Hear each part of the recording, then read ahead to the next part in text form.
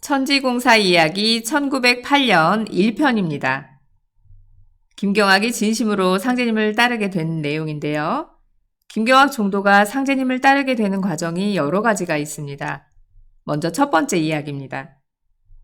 김경학은 예전에 동학에 가입해서 3개월 동안 시천주 수련을 한 적이 있었는데요. 그러던 어느 날 김경학은 꿈을 꿨습니다. 김경학은 어떤 꿈을 꾸었을까요?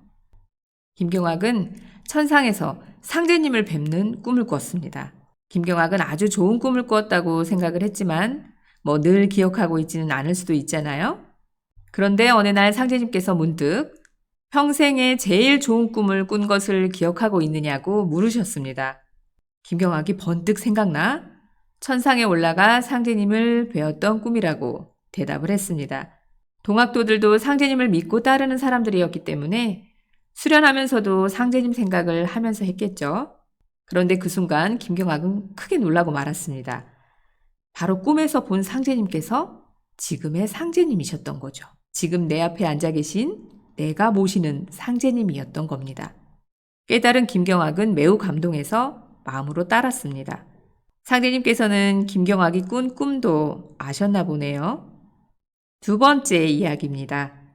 어느 날 김경학의 8살 아들이 심하게 아파서 누워 있었습니다. 8살이면 지금 초등학교 1학년이네요. 그때 상제님께서 오셔서 어른이 왔는데 빨리 일어나라 이렇게 말씀하셨습니다. 그 말씀을 듣자 김경학 아들이 벌떡 일어나더니 신기하게도 바로 나았습니다. 세 번째 이야기입니다. 어느 날 김경학이 매우 위독한 적이 있었는데요. 상제님께서는 김경학에게 사물탕을 끓이게 하셨습니다. 사물탕은요, 혈어증이나 혈병에 두루 사용하는 약으로 숙지황, 백작약, 천궁, 당귀 이 4가지 약재의 일정한 양을 달여서 만든 약입니다. 그 사물탕을 땅에 묻고 달빛을 우러러보게 하셨습니다. 그랬더니 불과 반시간 만에 완쾌가 됐습니다. 이렇게 김경학은 상제님의 신성하심에 더욱 믿음을 갖게 되었습니다. 김경학은 꿈에서도 상제님을 뵙기도 했고요. 또 아들과 자신의 병을 낫게 해주셨으니 상제님께 더욱 믿음을 가질 수밖에 없었을 것 같습니다. 최창조의 아내가 마음을 바로잡음. 상제님께서 가장 많이 머무셨던 곳은 주막과 종도들의 집이었죠. 역시 최창조도 상제님을 집으로 모셨는데요. 평소 최창조의 아내는 상제님께서 집에 오시는 것을 매우 귀찮아했습니다. 최창조의 아내는 상제님께서 오시는 것을 왜 귀찮아하였을까요? 그 이유는 바로 밥상을 차려드려야 해서였죠. 이날 상제님께서는 식사 시간이 지나서 최창조의 집에 들르셨습니다. 이날도 최창조의 아내는 또 귀찮다는 생각을 하고 있었습니다. 상제님께서 최창조에게 도가에서는 반드시 아내의 마음을 잘 돌려 모든 일에 어긋남이 없게 하고 순종하여야 복되나니라 라고 말씀을 하셨습니다. 최창조의 아내가 문 밖에서 엿듣고는 상제님께서는 마음을 잘못 먹고 있는 것을 훤히 아시는구나. 내가 잘못했구나 하고 깜짝 놀라서 마음을 바로잡았습니다. 드디어 동곡약방에 대한 얘기가 나오는데요.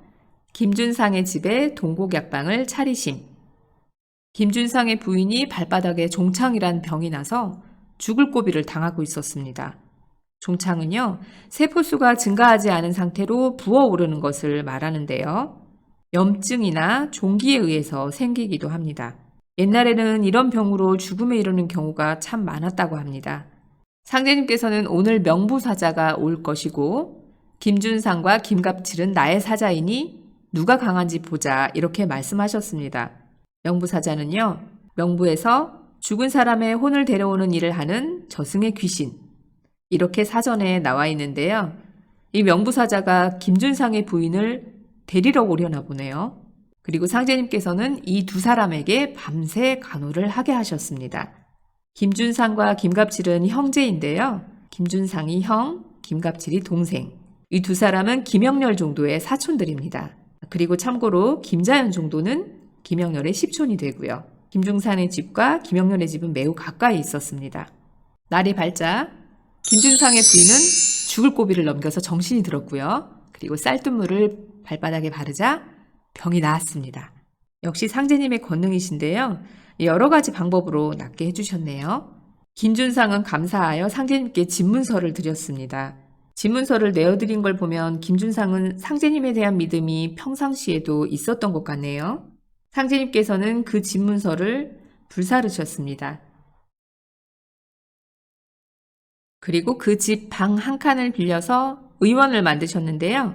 여기 맨 오른쪽에 마루가 딸린 방, 이 한 칸을 빌리셔서 의원을 만드셨습니다. 이것이 바로 잘 알려진 동곡약방입니다. 꼭 기억해 두세요. 그리고 상제님께서 박공우에게 사람들이 여기를 물으면 어떻게 대답할 것인지 물으셨고요. 박공우는 죽은 자를 살리며 눈먼 자를 보게 하고 모든 질병을 다 낫게 하는 곳입니다. 이렇게 대답할 거라고 하니 상제님께서 네 말이 옳다 하셨습니다. 사자는 무엇을 하는 사람일까요? 사자는 부탁이나 명을 받고 심부름을 하는 사람들이죠. 김준상과 김갑칠은 상제님의 명을 받고 김준상의 부인을 지키는 사자 역할을 한 것이었네요. 여기까지 1908년 1편의 이야기였습니다. 1908년 2편에서 뵙겠습니다.